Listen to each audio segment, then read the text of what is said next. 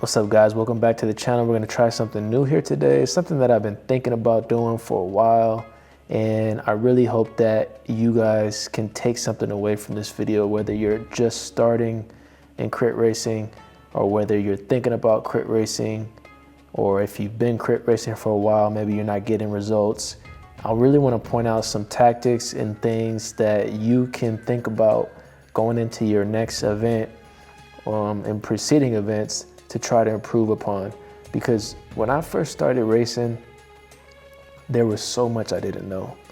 I don't race as much lately, but when I first got into it, I did not know much about it. And that's why I want to do this, to help you guys who are on your cycling journey, maybe give you some pointers so you can improve your results as soon as possible. I'm starting the video here because what they do here, this is Tulsa Tough, the first night, Friday night. And what they do in these pro criterium races, man, can I talk? They do a call up. In the call up, you get your name called up, you go to the front. This is Friday night. Tulsa Tough's a part of the ACC, American Criterium Circuit, I think it's called. We're gonna look at what Justin does in this race on Friday night. Spoiler alert, he wins. I'm pretty sure that's pretty well-known knowledge now, but we're gonna talk about how he won, right? So the first thing I want you to think about when you start your own race is, how can I start like these guys? If you're Cat 5, Cat 4, Cat 3 even, maybe you're not doing this yet, get to the front of the pack when your race starts. And a lot of times you need to do this when you're in the pen waiting for your race to get called onto the circuit. There might be a race going on that's before yours. What I like to do is get to the pen where I'm going to be called out to the start, where everybody goes out and races to the start line. If you've raced before, you know what I'm talking about. Get to the front of that area, the pen, so that you can get to the front of this line here, the start line. And the reason for this is you want to avoid being back here. I know I've seen like NorCal Cycling Jeff, he does a good job sometimes when he starts in the back and moving up, but you want to avoid that altogether. Don't do that if you don't need to. So you can see Justin here, he got a call up. Michael Hernandez, they got called up. He's now able to start at the front of the race. He's not gonna stay at the front for 60 minutes, all right? But now what he's able to do is start up here, get the legs warmed up, and then make his way back into the peloton to a position where he's more comfortable and can kind of just sit and hang out for a little bit.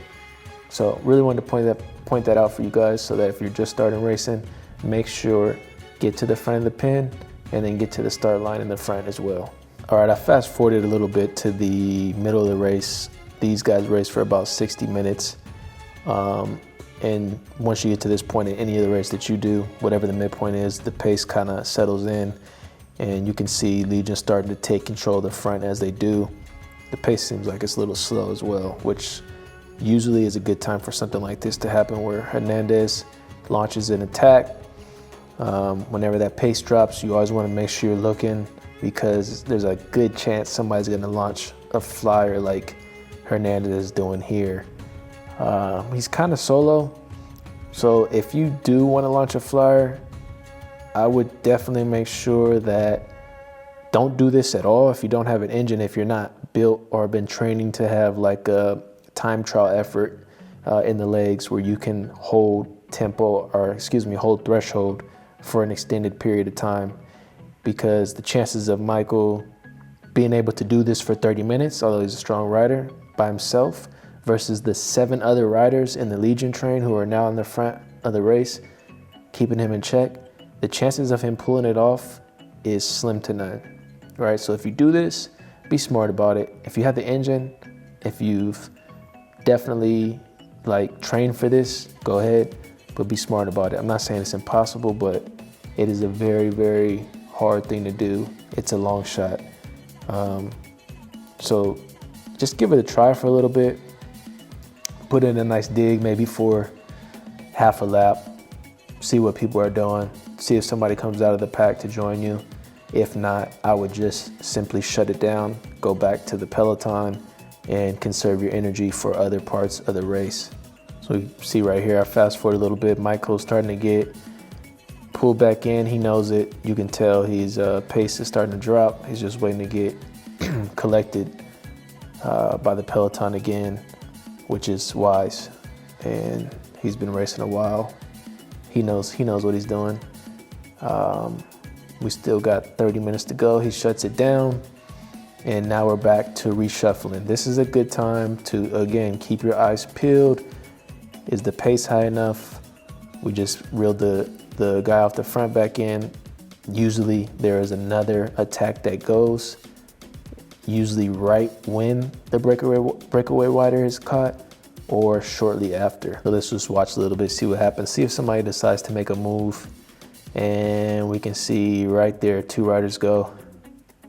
So they went a little late. You probably ideally want to make that move right as the peloton's making touch with the breakaway rider. And when I see this, I'm like, man, I don't know why people do this stuff, because Hernandez was out there solo for a lap at least, I think. Why wouldn't you just go with him right away? Then you have 3 riders instead of 2. And Hernandez is pretty strong. I'm not sure who these guys are. I'm not saying they're not strong, but now it's just 2 of them trying to outride the Legion train when you could have had Michael Hernandez, who was the Pro Criterium Championship, with you in that group. So more horsepower again. So now you're looking at 2 riders versus Legion's, what, 7? 7 riders. So we're looking at a numbers game again. 1, 2, 3, 4. So let's say 3 or 4. We won't count Cory or Justin since they're the sprinters. But these are the things you kind of want to think about. If you're one of those riders in the break, okay, it's 2 of us. I don't know, man. How you feeling? What are you thinking? Let's give it maybe a couple more corners, see if somebody else jumps out with us. If not, I would shut that bad boy down quick, especially after seeing what happened to Michael. And you can see too, look at the Legion train where Justin is at and Cory are at. They're Justin's 5th wheel back. At this position, his teammates are controlling the pace of the race. So if you're a sprinter and you have teammates, or if you're riding solo and you want to ride towards the front of the race, stay in a position like this because it's just a really smooth ride. Justin is going to be able to maintain, probably doing tempo, sweet spot power, just staying 5 wheels back, maybe even less than that. Somebody in the pit. Okay, so it's a Legion rider in the pit. But yeah, make sure you're in a position right there where your efforts can be very smooth throughout the race. No power spikes. All that matters. All that matters during the race, especially at this point, halfway through the race. You got about 25 minutes to go. You don't want to be doing anything that's gonna waste unnecessary energy. So you can see there, it's just consistent, nice flow. No spikes out of the corner, nothing. Just kind of just chilling. 5th wheel back, and look, another one's going. Somebody's trying to make another move. So yeah, keep that in mind. Positioning where you are, never panic. Just stay calm. Look at this. So they're bringing those guys back. Another move's trying to go. Again, Cory and Justin are just chilling. So we're 3 to go, and I'll just play it out from this point on so that you guys can kind of see what's happening. Another thing you want to know, the positioning is key, obviously. When you start the race at the start line, you want to know also the course map, right? So what is the course profile that you're racing on? This course specifically has 8 turns, I believe. So you really need to know what position you need to be in and when you need to be in that position. It's very critical for this. An 8-turn crit is technical. That's a technical course, basically. So positioning at the right time is key. You can see Justin has 2 riders on the front. He slipped back 15, maybe 20th wheel back. Not in a super bad position with 3 to go. But he's got 2 riders with 3 to go in the front. It's still likely that they are probably not going to be able to pull and keep the pace high for the remainder of this race. So 3 to go, you're definitely, everybody's at high heart rate. Some might be seeing cross-eyed. And you can see, I think this is Ali looking back like, man, I'm done. So I think this is Ty that takes over. So you got one rider, man, 3 laps to go on the front. That's not gonna happen, man. So Justin may already know that, which is why he's where he's at, because if he's on Ty's wheel, he's second wheel with, and there's a crash. So it's another reason Justin's in a good position to avoid crashes. And all these people you see, their race is over. Even the guys who avoided that crash, but now they're latching back on, are trying to, their race is over. The race is up the road. So all that work you did was for naught. All right. And this is essentially now a breakaway. The winner is going to come from this group. And you can see we got Justin maybe 10 wheels back. And I'm not sure what corner we're on, so 2 to go. I don't know why the lap counter just flipped. So we got 1 to go. I think that was, see, this is the finishing race. Ty is doing a long pull, man. So we got about 25 riders in this group. So what you want to do if you're in a situation like this is kind of figure out how to bide your time. Ty pulls off. He's looking to see if Justin's even in there. And he is. This may be a group of 20 riders, I would say. Justin is about 1, 2, 3, 4, 5, 6, 7 wheels back. Great position. 7 to 10 wheels back. You see, I think Gomez takes over. Clever and Alfredo, they got 3. That's good numbers with 1 to go. So they're pulling. We maybe have 2 or 3 corners left. Gomez giving the last bit of beans that he's got. Yep, out the saddle. He's emptying in the tank. Clever takes over. Let's see, Justin is still there. And this move right here, this is the winning move. It moves from 10th to 5th wheel. 10th to 5th wheel. And now that's the second last corner. We're going into the last corner. This is why you know the course. You have to know the course, which I mentioned earlier. And now it's just a drag race. That's peak 10-second power. Takes the shortest line to the finish.